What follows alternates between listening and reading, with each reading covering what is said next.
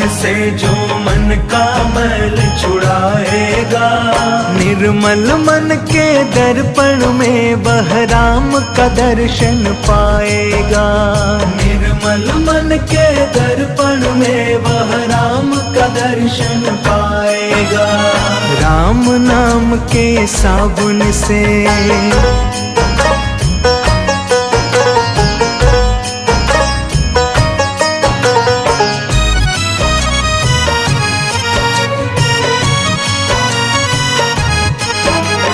झूठ कपट निंदा को त्यागो, हर प्राणी से प्यार करो।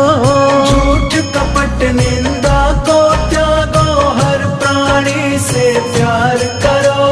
घर पर आए अतिथि कोई तो यथाशक्ति सत्कार करो।